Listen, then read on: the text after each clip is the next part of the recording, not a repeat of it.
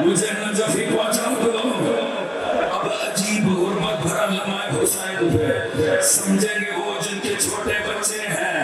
امام چاہتے ہیں ہاتھ نکالیں, سکینہ اتنی مضبوطی سے تھام لیتی ہے. کتنا مجبور ہوا میرا مولا, ایک مرتبہ آنکھیں آسمان پہ چلی کہ یا اللہ میری سکینہ کو نیند عطا کر. سکینہ کا چہرہ ڈھلا کھا کے شفا میں بدلتی چلی جا رہی ہے, کوئی نئی پاس نہیں آ رہا. ایسے میں ایک ندائے آسمانی آئی, یا ایتھا النفس المطمئنہ ارجعی الی ربک راضیۃ. اجرکم اللہ. ایک مرتبہ تلوار گئی نیام میں, میرے مولا کا سر اقدس جھک گیا. بھاگی ہوئی فوجیں پلٹی, جس کے ہاتھ میں جو آیا نیزہ پردار نیزے مارنے لگے. تلواروں والے اللہ جانے کتنی دیر غریب کربلا زین پہ ڈول. اجرکم اللہ. یہ عاشورہ ہے, اللہ جانے اگلا سال نصیب ہے کہ نہیں. اللہ کرے کوئی یہ کام سرمال صحابہ کا حصہ بن جائے. دوستو, ایک مرتبہ جناب فضا نے جناب عالیہ کو آ کے بتایا کہ بنت رسول میں نے آپ کے بھائی کی سواری دیکھی ہے, خدا خیر کرے میں نے زین دیکھی ہے مگر خالی دیکھی ہے. جناب زینب نے زمین کو مخاطب کیا, زمین ابو تراب کی بیٹی پوچھتی ہے کیا میرا بھیا تجھ تک آیا؟ آواز ہی نہیں بی بی, مجھ تک نہیں آیا. مظلوم نہ زین پہ نہ زمین پہ, تیروں کے مسلح پہ بولے. اجرکم اللہ. یہی حد آل محمد کی غربت پر ہونے کا. کتنی دیر مظلوم سجدے میں رہے, اللہ ہی بہتر جانتا ہے. کوئی دور سے اندازے کرتے تھے حسین زندہ ہے کہ دم توڑ گیا.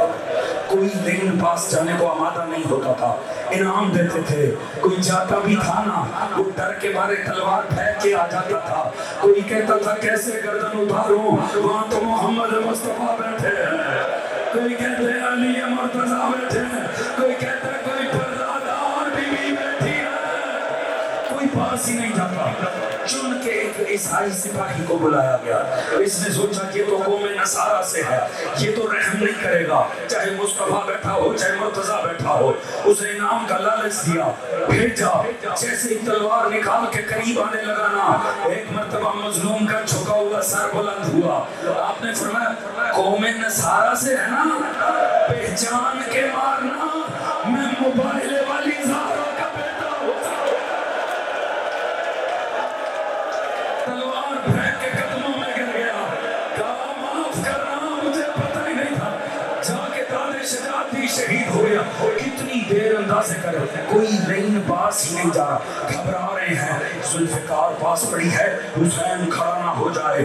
ایسے میں اندازے کریں. شمر نے کہا میرے پاس ایک طریقہ ہے, میں جان سکتا ہوں حسین زندہ ہے یا دم توڑ گیا ہے. لین سوار ہوا, کچھ حد تک نزدیک آیا, کہا حسین یہاں پڑے ہو, وہ دیکھو زینب کے خیمے میں فوج داخل ہو گئی.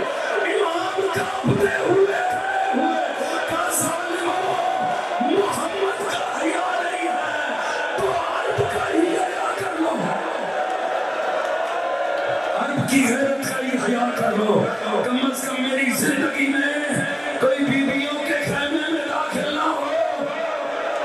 حضور تیر بارانی کرتے رہے, دور سے پتھر مارتے رہے, مظلوم کا لہو بہتا رہا. جب یقین ہو گیا کہ نکاحت کا وہ عالم ہے کہ حسین ہاتھ بھی نہیں اٹھا سکتے, ایک مرتبہ شمار خنجر ظلم گھماتا ہوا حسین کے سینے پہ آیا, تیروں کو توڑا.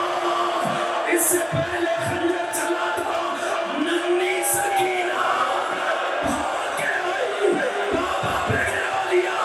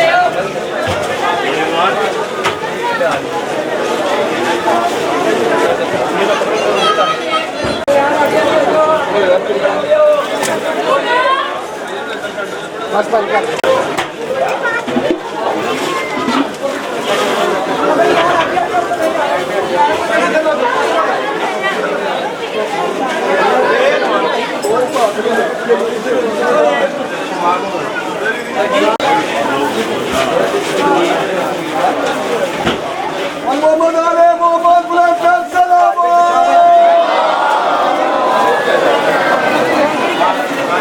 یزید داری جاتے لانے